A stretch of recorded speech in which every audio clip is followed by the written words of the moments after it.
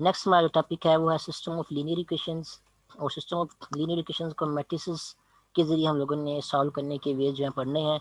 वैसे system of linear equation को आपस में प्लस माइनस वगैरह करके भी हम लोग सॉल्व कर सकते हैं। आप लोगों ने ये मैट्रिक में ये वाले वेज पढ़े होंगे, तो वो थोड़ा सा आसानी थी, उसमें ज़्यादा इक्वेशन भी इन्वॉल्व नहीं होती थी। मैक्सिमम टू या थ्री इन्वॉल्व होती थी।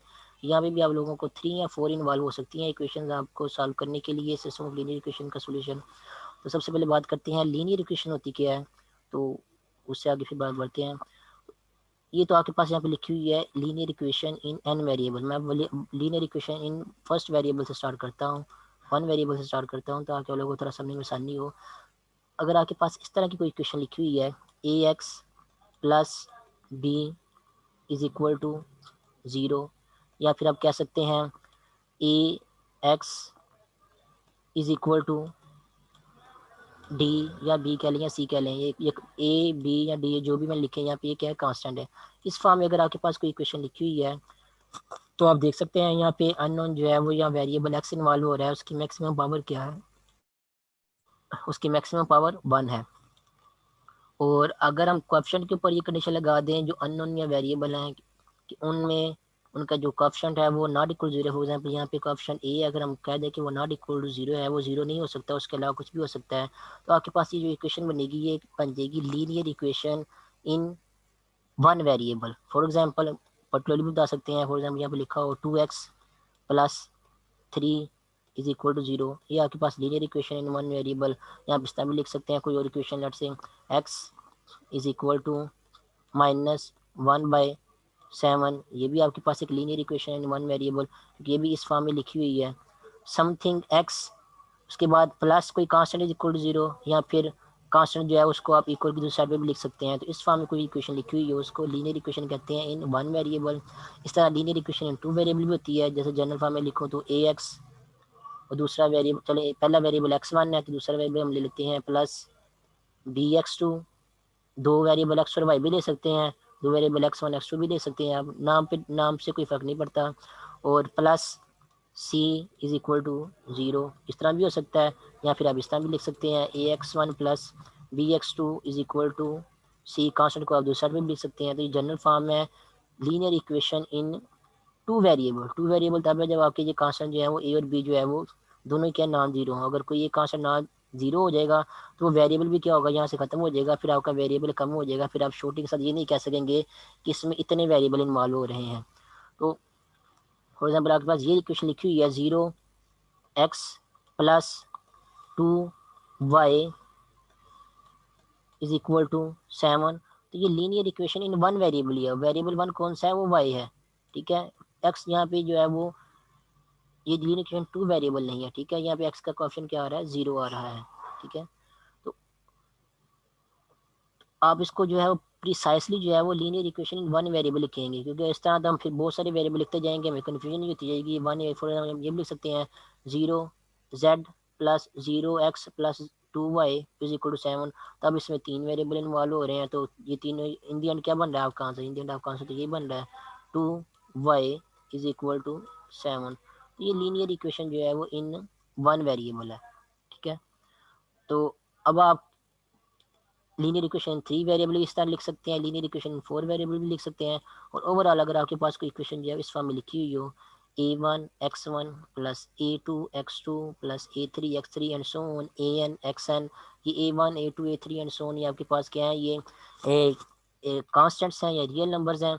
उसके बाद is equal to B, B भी आपके पास एक कांस्टेंट है, और जो x1 x2 x3 इन्वॉल्व हो रहे हैं यहाँ पे ये अननोन्स हैं या वेरिएबल हैं। x1 x2 x3 की जगह आप एक्स वाई जी भी यूज़ कर सकते हैं, लेकिन वो जब दो तीन वेरिएबल हो तब यूज़ कर सकते हैं, ज़्यादा हो तो फिर एक्स वाई जी जो ख़त्म हो जाएंगे, वो कन्फ्यूजन क्रिएट करेंगे, और तरतीब जो है वो मेनटेन रखना फिर मुश्किल होता है। इसलिए फिर x1 x2 x3 and so on xn जो है वो उनको एज ए अननोन या वेरिएबल यूज़ करते हैं। एक इस फॉर्म की जो भी इक्वेशन है जिसको हम कहते हैं linear equation in variables x1 x2 x3 and so on x1। Linear equation का ये होता है होता है क्या कहते हैं बेसिक आइडिया, कि उसमें जो भी वेरिएबल इन्वॉल्व होता है ना, जिसके हम कहते हैं कि जिन वेरिएबल में वो इक्वेशन लीनियर है, वो वेरिएबल की मैक्सिमम पावर जो है वो वन इन्वॉल्व हो रही होती है आपकी इक्वेशन में। जितने भी देखने x1 x2 x3 and so on xn है, सभी की मैक्सिमम पावर जो है वो वन इन्वॉल्व हो रही है आपकी इस इक्वेशन में, इसलिए ये क्या है, लीनियर इक्वेशन है इन दीज वेरिएबल्स। उसके बाद नेक्स्ट कांस्टेंट के बारे में बताया है कि कांस्टेंट है जो कि यूजली हम रियल नंबर ही यूज़ करते हैं। और अगर आप क्या करें कि लीनियर इक्वेशंस का कलेक्शन ले लें, दो या दो से ज़्यादा लीनियर इक्वेशन जो आप एक वक्त में इकट्ठी कर लें या स्टडी कर लें, तो उन उस कलेक्शन को हम क्या कहते हैं, वो हमारे पास क्या है, सिस्टम ऑफ लीनियर इक्वेशंस। ठीक है, फॉर एग्जाम्पल ये आपको देख सकते हैं, आपके पास तकरीबन m number of linear equation यहाँ पे लिखी हुई हैं। ये पहली लीनियर इक्वेशन है, ये दूसरी लीनियर इक्वेशन है, ये एंड सो ऑन, ये mth लीनियर इक्वेशन है। ये आपके पास क्या बन जाएगा, सिस्टम ऑफ लीनियर इक्वेशन बन जाएगा। तो कहने कि जब भी आपके पास दो या दो से ज़्यादा लीनियर इक्वेशन आपको गिवन दी गई हैं, या आपने कलेक्शन किया दो से ज़्यादा, दो या दो से ज़्यादा लीनियर इक्वेशन का, तो उस कलेक्शन को हम कहते हैं वो सिस्टम ऑफ लीनियर इक्वेशन है। उसके बाद ये है कि सिस्टम ऑफ लीनियर इक्वेशन को मैट्रिक्स की फॉर्म में भी लिख सकते हैं। आई थिंक आपको ये पहले से पता होगा, फिर थोड़ा सा बताता हूँ। अगर आपके पास ये सिस्टम ऑफ लीनियर इक्वेशन है ये वाला, तो आप इसको लिख सकते हैं a x is equal to b, या इस तरह भी लिख सकते हैं a into capital x is equal to b. उन्होंने जो यहाँ पे ये जो स्मॉल एक्स है इसको बोल्ड लिखा हुआ है, और ये जो स्मॉल बी है इसको भी बोल्ड लिखा हुआ है, जो कि मैट्रिक्स की नोटेशन है। तो आप बोल्ड लिखने की बजाय आप क्या करेंगे, आप ये वाली नोटेशन यूज़ करना, जो कि यूज़ करना बेहतर है। मैट्रिक्स ए को ए कैपिटल ए, और जो स्मॉल एक्स की जगह आप कैपिटल एक्स लिखेंगे, ताकि कंफर्म हो सके कि आप मैट्रिक्स लिख रहे हो, कोई नंबर नहीं लिख रहे। और ये जो स्मॉल बी ने लिखा है इसकी जगह भी आप जो है कैपिटल बी लिखेंगे, ताकि ये भी कंफर्म हो सके जो स्मॉल बी यहाँ पे यूज़ कर रहे हैं, आप जो यूज़ कर रहे हैं वो भी आपके पास एक मैट्रिक्स है। क्योंकि बुक पे या पेज पे आप बार बार लिख के आप उसको बोल्ड करने वाला काम नहीं कर सकते, उसमें टाइम ज़्यादा लगता है, और नोटेशन में कन्फ्यूजन भी क्रिएट होगी आप लोगों को। तो इस तरह a x is equal to b की फॉर्म में लिख सकते हैं सिस्टम ऑफ लीनियर इक्वेशंस को। फॉर एग्जांपल अगर मैं यहाँ पे एग्जाम अगर की होगी तो आपको मैं करके बताऊँ यहाँ पे कैसे। फॉर एग्जाम्पल इनको देख लें, ये आपके पास दो सिस्टम ऑफ लीनियर इक्वेशन लिखी हुई है यहाँ पे, इनको मैट्रिक्स की फॉर्म में लिख सकते हैं, a x is equal to b की फॉर्म में लिख सकते हैं। कैसे, ए का ए मैट्रिक्स कैसे बनाते हैं, जो इक्वेशंस में अननोन के साथ कोएफिशिएंट इन्वॉल्व हो रहते हैं, उनको बिल तरतीब जो है वो तरतीब है जो है मैट्रिक्स के अंदर एज ए एंट्रीज लिखते हैं। जैसे x1 का पहला कोएफिशिएंट क्या है, x1 का कोएफिशिएंट 1 है, तो इसको पहले नंबर पे यहाँ लिख दिया। उसके बाद दूसरी इक्वेशन में x2 की बार का दूसरे नंबर पे x2 का कोएफिशिएंट क्या है, वो 2 है, उसको यहाँ पे लिखेंगे। दूसरी इक्वेशन में फिर x1 का कोएफिशिएंट क्या है, वो 2 है, उसको यहाँ पे लिखेंगे। और x1 का कोएफिशिएंट, x2 का कोएफिशिएंट दूसरी इक्वेशन में 1 है, उसको यहाँ पे लिखेंगे। तो इक्वेशन में जो अननोन्स हैं उनको तरतीब से लिखने के बाद, उनकी तरतीब है जिनके जो कोएफिशिएंट आए हैं उनको उनका एक मैट्रिक्स बनाएंगे। उस मैट्रिक्स को हम ऑगमेंटेड मैट्रिक्स भी कहते हैं, या उस मैट्रिक्स को हम ए मैट्रिक्स का नाम देंगे, कैपिटल ए मैट्रिक्स का। उसके बाद नेक्स्ट जो अननोन इन्वॉल्व हो रहे हैं उनका मैट्रिक्स बनाते हैं। उनका मैट्रिक्स में उस मैट्रिक्स में कौन से नंबर एलिमेंट्स लिखते हैं, उस मैट्रिक्स में अननोन्स को तरतीब वाइज जो है कॉलम वाइज लिखते हैं। जैसे दो अननोन इन्वॉल्व हो रहे हैं x1 और x2, तो यहाँ पे हम x1 और x2 को यहाँ पे कॉलम वाइज लिख देंगे। उसके बाद इक्वल का सिंबल लगाएंगे, और यहाँ पे जो कांस्टेंट इन्वॉल्व हो रहे हैं, कांस्टेंट कहते हैं उन नंबर्स को, उन टर्म्स को जो जिनके साथ कोई अननोन इन्वॉल्व नहीं हो रहा होता। और यहाँ पे x2 और x3 x1 के कोएफिशिएंट भी कांस्टेंट, लेकिन हम इनको कोएफिशिएंट बोलते हैं। ये फ़र्क याद रखना, मैंने शायद आपको पहले बताया वो, कि ये जो अननोन के साथ जो कांस्टेंट मल्टीप्लाई हो रहे होते हैं इनको हम कोएफिशिएंट बोलते हैं। जैसे 2 भी कांस्टेंट, लेकिन हम इसको कोएफिशिएंट बोलेंगे, ताकि हम आपको समझ आ सके कि मैं किन नंबर्स की बात कर रहा हूँ। अगर मैं कोएफिशिएंट्स का वर्ड बोलूँगा, इसका मतलब ये है कि जो अननोन के कोएफिशिएंट है उनकी बात कर रहा हूँ। अगर मैं कांस्टेंट का वर्ड बोलूँगा, इसका मतलब ये है कि जिनके साथ अननोन इन्वॉल्व नहीं हो रहा, मैं उनकी बात कर रहा हूँ। तो यहाँ पे कांस्टेंट क्या है, 1 और 2 है, उनका मैट्रिक्स बनाएंगे। ये 1 और 2 आपके पास, ये उनका कॉलम वाइज मैट्रिक्स बन जाएगा। तो क्या कहते हैं, ये यहाँ पे जो सबसे पहले मैंने मैट्रिक्स लिखा था ये वाला, इस मैट्रिक्स को मैट्रिक्स ए का नाम दे देते हैं। उसके बाद जो बाद में मैट्रिक्स लिखा था अननोन्स को यूज़ करते हुए कॉलम मैट्रिक्स, उसको उस मैट्रिक्स का नाम कैपिटल एक्स रख देते हैं। और इक्वल के बाद जो मैट्रिक्स आ रहा है उसको कैपिटल बी का नाम रख देते हैं।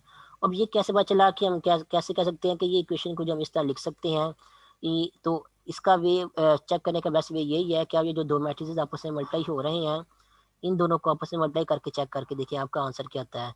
अगर आप पहली कॉलम को, सॉरी पहली रो को इस मैट्रिक्स के कॉलम से मल्टीप्लाई करेंगे, तो आपका आंसर आएगा 1 x1 से मल्टीप्लाई होगा, और उसके बाद प्लस 2 x2 से मल्टीप्लाई होगा। तो ये आपके पास दोनों मैट्रिक्स को जब मल्टीप्लाई करेंगे, तो पहली एंट्री आपके पास क्या बन गई है, 1 x1, या सिंपली x1 प्लस x2। उसके बाद दूसरी रो को इस कॉलम से मल्टीप्लाई करेंगे, ये मैट्रिक्स मल्टीप्लिकेशन कर रहा हूँ मैं दो मैट्रिसेस की, तो 2 जो है वो x1 से मल्टीप्लाई होगा, ठीक है।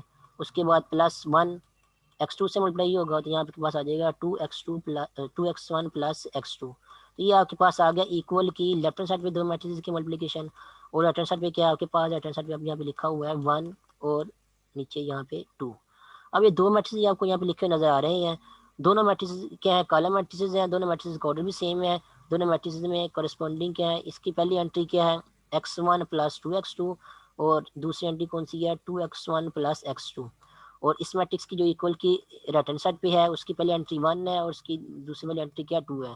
दोनों मैट्रिक्स क्या लिखे हैं आपस में इक्वल है, इसका मतलब ये होगा कि इनकी करस्पॉन्डिंग एंट्रीज भी आपस में इक्वल होंगी। लेफ्ट हैंड साइड की पहली एंट्री जो है वो और दूसरी राइट हैंड साइड की पहली एंट्री की इक्वल होगी, तो इस तरह दूसरी एंट्री भी दूसरी एंट्री की इक्वल होगी। तो आपको कंपेयर करें तो 1x1 प्लस 2x2 किसकी इक्वल बन रहा है, यहाँ पे 1 की इक्वल। तो यहाँ पे भी लिखा हुआ है x1 प्लस 2x2 1 की इक्वल है। यहाँ पे क्या लिखा हुआ है 2x1 प्लस x2 2 की इक्वल है, तो यहाँ पे भी 2x1 प्लस 2x2 की लिखा हुआ है। तो इसका मतलब ये है कि जो इक्वेशन आपको इन्फॉर्मेशन बता रही थी कि x1 प्लस 2x2 1 के इक्वल है और 2x1 प्लस x2 2 के इक्वल है, ये मैट्रिसेस भी आपको वही इन्फॉर्मेशन बता रहे हैं। जैसे आप लोगों ने मल्टीप्लाई करके चेक कर लिया, यहाँ पे ये मैट्रिसेस भी आपको वही इन्फॉर्मेशन बता रहे हैं। तो क्योंकि जो इन्फॉर्मेशन आपको इक्वेशंस बता रही थी और आपने आप यहाँ पे जो इक्वेशन में जो अनइन्वॉल्व थे आपने उनको उनको फाइंड आउट करना था, वो इन्फॉर्मेशन आपको मैट्रिसेस भी बता रहे हैं। तो हम क्या करेंगे, ये वाली इन्फॉर्मेशन जो आपको इक्वेशन में फॉर्म में दी गई होती है, हम इसको जो है इस इन्फॉर्मेशन को मैट्रिक्स की फॉर्म में जो है वो ट्रांसफॉर्म कर लेते हैं। और मैट्रिक्स की फॉर्म में ट्रांसफॉर्म करने के बाद क्योंकि आपकी इन्फॉर्मेशन वही रहती है जो आपको क्वेश्चन में गिवन दी गई है, तो मैट्रिक्स की फॉर्म में ट्रांसफॉर्म करने के बाद यहाँ पे जो अननोन इन्वॉल्व हो रहे होते हैं इस मैट्रिसेस में x1 और x2, हम क्या करते हैं मैट्रिसेस का फिर वे यूज़ करते हुए यहाँ पे जो अननोन x1 और x2 है उनकी वैल्यूज़ फाइंड आउट करते हैं। और वो वैल्यूज़ क्योंकि हमें मैट्रिसेस जिन मैट्रिसेस से मिली हैं उनकी उनमें वही इन्फॉर्मेशन थी जो सिस्टम ऑफ लीनियर इक्वेशन में इंफॉर्मेशन थी, इसलिए वो जो वैल्यूज मिली है एक्चुअली हमारे पास यहाँ पे जो सिस्टम ऑफ लीनियर इक्वेशन ये वाली इन्वॉल्व हो रही थी, यहाँ पे जो x1 और x2 इन्वॉल्व हो रहे हैं उन्हीं की ही वैल्यूज होती हैं जो इन सिस्टम ऑफ इक्वेशन को जो है वो सेटिस्फाई करती हैं। तो जैसे क्या करते हैं हम अपनी इन्फॉर्मेशन को जो है वो किसी और शेप में ट्रांसफॉर्म कर लेते हैं, मैट्रिसेस में ट्रांसफॉर्म कर लेते हैं। इन्फॉर्मेशन आपकी सेम वही की वही रहती है, लेकिन जो अननोन है उनको फिर फाइंड आउट करने का भी हमारा थोड़ा सा जो है वो चेंज हो जाता है, वो मैट्रिसेस में चेंज हो जाता है वो वाला। फिर मैट्रिसेस के जो डिफरेंट वेज हैं उनमें से कोई सूटेबल वे चूज करके हम सिस्टम ऑफ लीनियर इक्वेशन को जो है उनको सॉल्व कर सकते हैं, या उनमें जो अननोन्स हैं उनको फाइंड आउट कर सकते हैं। ये था मैं मैट्रिसेस को sorry system of linear equation को मैट्रिसेस में लिखने का वे, मैट्रिक्स के फॉर्म में। यहाँ पे the matrix A is called matrix of coefficients, ये जो कि अननोन्स के जो कोएफिशिएंट होते हैं उनको यूज करके बनता है। इस तरह कैपिटल एक्स और कैपिटल बी भी बना सकते हैं हम लोग। नेक्स्ट डेफिनेशन है सिस्टम ऑफ होमोजीनियस इक्वेशंस की, या होमोजीनियस लीनियर इक्वेशन क्या होती है। तो होमोजीनियस लीनियर इक्वेशन की डेफिनेशन ज़्यादा मुश्किल काम नहीं है, ये आपके पास लीनियर इक्वेशन नजर आ रही है। लीनियर इक्वेशन टू वेरिएबल, ऐसी लीनियर इक्वेशन जिसमें जो कांस्टेंट है वो जीरो आ जाए, जैसे यहाँ पे 1 था मैंने इसको जीरो कर दिया है। ऐसी लीनियर इक्वेशन जिसमें कांस्टेंट जो है वो जीरो हो, उस लीनियर इक्वेशन को हम होमोजीनियस लीनियर इक्वेशन कहते हैं। फॉर एग्जाम्पल ये एग्जाम्पल आपके सामने, ये x1 plus 2x2 is equal to zero, ये आपके पास लीनियर इक्वेशन है। सॉरी लीनियर इक्वेशन तो है, ये होमोजीनियस लीनियर इक्वेशन है। उसके बाद सेकेंड इक्वेशन को देखें, ये सेकेंड इक्वेशन आपके पास लीनियर इक्वेशन तो है लेकिन ये होमोजीनियस लीनियर इक्वेशन नहीं है। अगर ये होमोजीनियस लीनियर इक्वेशन आपने इसको बनाना है या एग्जाम्पल करनी है तो आप क्या करें, 2 की जगह जो है वो जीरो कर दें, तो अब आपके पास क्या बन गई है, ये होमोजीनियस लीनियर इक्वेशन बन गई है। तो ये एक ही बात हो रही थी। अगर आप दो की बात करेंगे, अब ये दोनों का क्योंकि कांस्टेंट जीरो आ रहा है दोनों इक्वेशन का, अब ये क्या आपके पास system of homogeneous linear equation बन गई है। एक है तो एक को तो सिस्टम नहीं कहेंगे, दो या दो से ज्यादा इक्वेशन हो तो हम फिर उनको उनके लिए सिस्टम का वर्ड यूज करते हैं। पहले एक इक्वेशन आपके पास लीनियर इक्वेशन थी, फिर दूसरी बन गई, अब दो बन गई है, तो दोनों क्या दोनों का कलेक्शन क्या हो जाएगा आपके पास, सिस्टम ऑफ लीनियर इक्वेशन। ठीक है, तो अब सिस्टम ऑफ लीनियर इक्वेशन में देखें वो क्या खास बात पाई जा रही है, ये जो कांस्टेंट थे ये वाले वो सारे के सारे जो है वो जीरो होने चाहिए। ठीक है, और कांस्टेंट से जो मैट्रिक्स बनता है उसको हमने क्या नाम दिया हुआ है, उसको हमने मैट्रिक्स कैपिटल बी का नाम दिया हुआ है। इसका मतलब ये होगा कि आपका जो कैपिटल बी मैट्रिक्स है, जब आप सिस्टम ऑफ लीनियर इक्वेशन को इस फॉर्म में लिखेंगे ए एक्स इज इक्वल टू इस मैट्रिक्स इस फॉर्म में लिखेंगे, मैट्रिक्स की फॉर्म में लिखेंगे, तो आपका जो मैट्रिक्स बी है अगर वो जीरो मैट्रिक्स बन जाता है, जीरो कॉलम मैट्रिक्स बन जाता है, या मैं ओ लिख रहा हूँ, ओ का मतलब ये है जीरो मैट्रिक्स, तो अगर आपका बी मैट्रिक्स जीरो मैट्रिक्स बन जाता है, इसका मतलब यही है कि आपके सिस्टम ऑफ लीनियर इक्वेशन में जो कांस्टेंट इन्वॉल्व हो रहे हैं वो क्या सारे के सारे जीरो हैं। इसका मतलब ये होगा कि आपकी जो सिस्टम ऑफ लीनियर इक्वेशन है वो क्या है, homogeneous system of linear equation है।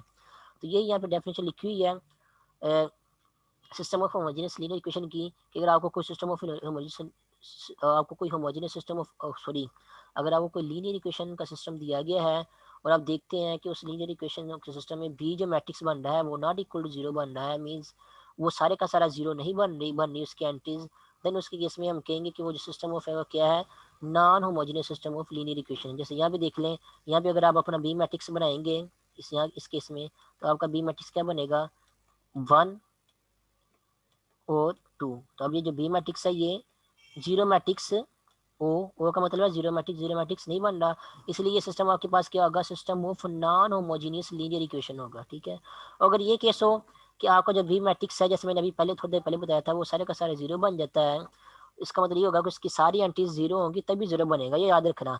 अगर बी मैट्रिक्स इस तरह लिखा हुआ है, बी में अगर आपकी लेट से पहली एंट्री जीरो है और दूसरी एंट्री 1 या कुछ और कोई और नॉन जीरो नंबर है, तो ये अब आपका जो बी मैट्रिक्स है ये जीरो नहीं है, ये अभी भी आपके पास क्या है, ये नॉन जीरो ही है।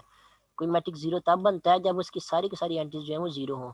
तो बी जीरो होने का मतलब ये है कि ये वाला बी मैट्रिक्स जो है वो अगर आपका उसकी सारी की सारी एंट्रीज जो है वो जीरो बन जाती हैं या वो जीरो मैट्रिक्स बन जाता है, देन आपका जो सिस्टम ऑफ लीनियर इक्वेशन होगा उसको हम कहेंगे वो क्या है, homogeneous system of linear equation. ये आपके पास system of non homogeneous linear equation है। अगर मैं यहाँ पे 1 की जगह भी जीरो कर दूँ और 2 की जगह भी जीरो कर दूँ, तो ये बन जाएगा आपके पास system of homogeneous linear equation. तो ये आपने फ़र्क याद रखना है, फ़र्क सिर्फ यही है कि जो कांस्टेंट इन्वॉल्व हो रहे होते हैं होमोजीनियस में, अगर वो जीरो हैं सारे के सारे तो वो जीरो होने चाहिए, और नॉन होमोजीनियस में क्या होना चाहिए, कम अज़ कम एक जो है वो नॉन जीरो होना चाहिए, फिर वो आपका सिस्टम जो है वो होमोजीनियस नहीं रहेगा, वो नॉन होमोजीनियस बन जाएगा। जैसे यहाँ पे अगर मैं 2 की जगह अब जीरो कर दूँ और यहाँ पे 1 ही रहने दूँ, तो ओवरऑल ये जो पूरे का पूरा सिस्टम है ये होमोजेनियस सिस्टम नहीं है, ये non homogeneous system of linear equation है। ठीक है, वो अलग बात है कि ये वाली इक्वेशन जो है ये अगर जीरो कर दूंगा तो ये वाली इक्वेशन आपके पास जो है वो होमोजेनियस लीनियर इक्वेशन है, ये वाली सिस्टम इक्वेशन आपके पास नॉन होमोजेनियस लीनियर इक्वेशन है। लेकिन अगर आप पूरे सिस्टम की बात की जाएगी तो क्योंकि सारे के सारे कांस्टेंट जीरो नहीं है, इसलिए आपके पास ये क्या होगा, ये non homogeneous system of linear equation होगा। ठीक है, अगर सारे जीरो होंगे तो फिर homogeneous system of linear equation होगा। अच्छा जी, उसके बाद नेक्स्ट सॉल्यूशन की डेफिनेशन बता रहे हैं। सॉल्यूशन की डेफिनेशन आपको पहले से वैसे ही बतानी चाहिए। सॉल्यूशन किसी नंबर को, अगर एक इक्वेशन की बात हो रही है for example 2x is equal to 4, तो x is equal to something जो है वो इस इक्वेशन का सोल्यूशन होगा तब होगा जब वो x इक्वल टू समथिंग जो है वो इस इक्वेशन को सेटिस्फाई करेगा। फॉर एग्जांपल मैं अगर कहता हूँ कि चेक करें x इक्वल टू 1 इसका सोल्यूशन है या नहीं, तो आप इस इक्वेशन में x की जगह जो है 1 पुट करके देखें, 2 इंटू 1 इज इक्वल टू 2 आ रहा है, 4 नहीं आ रहा, इसलिए x इज इक्वल टू 1 जो है इस इक्वेशन का सोल्यूशन जो है वो नहीं है। तो फिर कोई और नंबर चेक करके लेते हैं, for example let's say x equal to अगर हम 2 चेक करके देखें, तो x की जगह हम यहाँ पे 2 पुट करेंगे, तो 2 टाइम्स 2 इज इक्वल टू 4, वो आ गया 4 के इक्वल इक्वल आ गया है। इसका मतलब ये है कि x इक्वल टू 2 क्या है, इस इक्वेशन का सोल्यूशन है। तो कोई भी अब वेरिएबल पे डिपेंड करता, अननोन पे डिपेंड करता है। यहाँ पे अननोन एक है तो एक ही नंबर आपके सोल्यूशन में आ रहा है, लेकिन अगर आपके अननोन दो होंगे जैसे यहाँ पे है, तो आपके सोल्यूशन में फिर x1 x2 दोनों की वैल्यूज होंगी, फिर आपको क्या मिलेगा, ऑर्डर में मिल जाएगा, एक x1 की वैल्यू होगी और दूसरी x2 की वैल्यू होगी। और इस तरह अगर आपके पास n number of linear equation है तो आपके पास ऑर्डर जो है वो आपके पास n ट्यूपल जो है आपको एक सोल्यूशन मिल जाएगा, जिसमें एक x1 की वैल्यू होगी, एक x2 की वैल्यू होगी, या एक यहाँ पे देखो तो एक y1 की वैल्यू होगी, एक y2 की वैल्यू होगी, एंड सो ऑन, एक yn की वैल्यू होगी, अगर अननोन जो है वो y1 y2 and so on yn involve हो रहे हैं। ठीक है, तो आप इस एग्जांपल में डेफिनेशन पढ़ लेते हैं। N ordered n tuple y is equal to n tuple is called solution of the system of homogeneous linear equation if, अगर आप क्या करें इस y1 y2 and so on yn को जो है वो आपके जो अननोन इन्वॉल्व हो रहे थे x1 x2 and so on xn, उनकी जगह पुट करें और आपकी जो रिजल्टेंट स्टेटमेंट जो है वो ट्रू हो जाए। ट्रू मीन्स जैसे मैंने अभी पहले यूज़ किया था 2x इज इक्वल टू 4, और x की जगह मैंने क्या पुट किया, x की जगह 2 पुट किया तो 4 जो है मेरा आंसर आ गया। तो ये मैंने जो इक्वेशन लिखी हुई थी उसकी इक्वालिटी जो है वो ट्रू साबित हो गई। तो ट्रू साबित होने का मतलब यही होता है कि आपकी इक्वेशन जो है वो सेटिस्फाई हो जाए, सिंपल वर्ड्स में। तो अगर आपकी इक्वेशन जो है सेटिस्फाई हो जाती है, इसका मतलब ये है कि वो जो आपने वाई की ऑर्डर पेयर या ऑर्डर एन ट्यूपल पुट किया होता है आपकी इक्वेशन में, वो क्या बन जाता है, आपकी सिस्टम ऑफ लीनियर इक्वेशन का सोल्यूशन बन जाता है। फॉर एग्जांपल यहाँ पे देखिए उन्होंने ये सिस्टम ऑफ लीनियर इक्वेशन दो यहाँ पे लिखी हुई है, ये वाली, और ये कह रहे हैं कि ये जो ऑर्डर पेयर है 1,0 ये इस सिस्टम ऑफ लीनियर इक्वेशन का सोल्यूशन है। तो अगर ये सिस्टम ऑफ लीनियर इक्वेशन का सोल्यूशन है तो फिर इस ऑर्डर पेयर को फिर इन सिस्टम ऑफ लीनियर इक्वेशन को सेटिस्फाई भी करना पड़ेगा। हम चेक करके देख लेते हैं ये सेटिस्फाई करता है नहीं करता। एक्स की यहाँ पे देखें, पहला वेरिएबल कौन सा है, x1, इसका मतलब ये जो 1 है आपकी x1 की वैल्यू है। दूसरा अननोन क्यों है, x2 है, इसका मतलब ये आपका 0 जो है वो ये x2 की वैल्यू है। तो x1 और x2 की जगह 1 और 0 पुट करेंगे और देखते हैं कि ये सेटिस्फाई होती है नहीं होती। जहाँ पे पहली इक्वेशन को देखते हैं, x1 की जगह 1 पुट करते हैं, उसके बाद +2 x2 की जगह 0 पुट करते हैं और सॉल्व करके देखते हैं आंसर क्या आ रहा है। हमारा आंसर आ रहा है =1, तो यहाँ पे भी =1 है, ये सेटिस्फाई हो गई है। उसके बाद दूसरी इक्वेशन को चेक करके देखते हैं, 2 टाइम्स x1 की जगह 1 पुट करते हैं और प्लस x2 की जगह 0 पुट करते हैं और इज इक्वल टू क्या बनता है आंसर 2, और यहाँ पे भी 2 आ रहा है, तो आपकी इक्वेशन सेटिस्फाई हो गई है। अब क्योंकि दो अननोन इन्वॉल्व हो रहे थे तो हमारा सोल्यूशन क्या बनेगा, वो उसमें दो वैल्यूज होंगी, यानी कि आपके पास एक ऑर्डर पेयर होगा। अगर 3 अननोन इन्वॉल्व हो रहे होंगे तो आपके पास 3 ट्यूपल बनेगा, 4 अननोन इन्वॉल्व हो रहे होंगे तो वो और जो है वो 4 ट्यूपल बनेगा आपके पास। इस तरह अगर n number of unknown involve हो रहे हैं तो आपके पास n ट्यूपल जो है वो सोल्यूशन आपका बनेगा इन जनरल, ठीक है। तो आप देख सकते हैं कि ये ऑर्डर पेयर जो है वो इस system of linear equation non system of linear equation को जो है वो सेटिस्फाई कर रहा है, जो कि non homogeneous system of linear equation है। इसलिए ये ऑर्डर पेयर क्या होगा, ये सोल्यूशन होगा इस सिस्टम ऑफ लीनियर इक्वेशन का। तो ये सोल्यूशन की डेफिनेशन, सोल्यूशन क्या होता है, एक नंबर भी हो सकता है, एक से ज़्यादा ऑर्डर पेयर भी हो सकता है आपके पास सिस्टम ऑफ लीनियर इक्वेशन या सिस्टम ऑफ लीनियर इक्वेशन के केस में। तो वो कह लें कि इन जनरल एक आपके पास एक एन ट्यूपल होता है जो आपकी given system of linear equation को जो है वो सेटिस्फाई करता है, ठीक है। सोल्यूशन क्या होता है, इन जनरल एक ऑर्डर्ड एन ट्यूपल होता है जो कि given system of linear equation को सेटिस्फाई करता है। सेटिस्फाई करने का मतलब भी मैंने आपको बताया है कि अगर आप वैल्यूज पुट करेंगे अपने और ऑर्डर पेयर की जिसको आप सोल्यूशन कह रहे हैं अपनी सिस्टम ऑफ लीनियर इक्वेशंस में, तो वो सिस्टम ऑफ लीनियर इक्वेशन में जो इक्वालिटी है वो मेंटेन हो जाएगी। इसको कहते हैं सेटिस्फाई होना। ये थी सोल्यूशन की डेफिनेशन। उसके बाद नेक्स्ट सोल्यूशन सेट की डेफिनेशन है कि किसी सिस्टम ऑफ लीनियर इक्वेशन के जितने भी सोल्यूशन है आप उन सारे सोल्यूशन को अगर आप इकट्ठा कर लें तो इकट्ठा करने के बाद जो आपका सेट बनता है उसको सोल्यूशन सेट कहते हैं। फॉर एग्जांपल समटाइम आप जब क्वाड्रेटिक इक्वेशन को सॉल्व करते हैं तो आपको एक्स की दो वैल्यूज मिलती हैं। लेट्स से एक एक्स की वैल्यू आपको 1 मिलती है, दूसरी एक्स की वैल्यू जो है वो 2 मिलती है। तो जितनी एक्स की वैल्यूज मिली है आपको, वो आप क्या करते हैं उसका सेट, उसको इस तरह लिखते हैं। आपका सोल्यूशन सेट क्या होगा, सोल्यूशन सेट आपका बनेगा 1,2, क्योंकि जितनी भी सोल्यूशन आप पॉसिबल थे आपने सेट ढूंढ के उनको एक सेट में इकट्ठा कर दिया है, वो आपका क्या बन जाता है, वो सोल्यूशन सेट बन जाता है। इस तरह सिस्टम ऑफ लीनियर इक्वेशन का केस भी यही है कि जितने भी आपके ऑर्डर पे सोल्यूशन बनते हैं किसी सिस्टम ऑफ लीनियर इक्वेशन के, जरूरी नहीं है कि हमेशा एक ऑर्डर पेयर ही किसी सिस्टम ऑफ लीनियर इक्वेशन का सोल्यूशन बने। एक से ज़्यादा ऑर्डर पेयर भी किसी सिस्टम ऑफ लीनियर इक्वेशन के सोल्यूशन जो है वो बन सकते हैं। तो जितने भी सोल्यूशन होते हैं अगर आप उनको इकट्ठा कर लेंगे, उनका एक नया सेट बना देंगे, तो सेट को हम कहते हैं वो क्या है, सोल्यूशन सेट है सिस्टम ऑफ लीनियर इक्वेशन का। नेक्स्ट आगे है सिस्टम ऑफ लीनियर इक्वेशन को सॉल्व करने के वेज या डिफरेंट मेथड्स, जिनमें सबसे पहला मेथड आता है वो है गॉस एलिमिनेशन मेथड, और ये फिर हम जो है वो नेक्स्ट लेक्चर में करेंगे।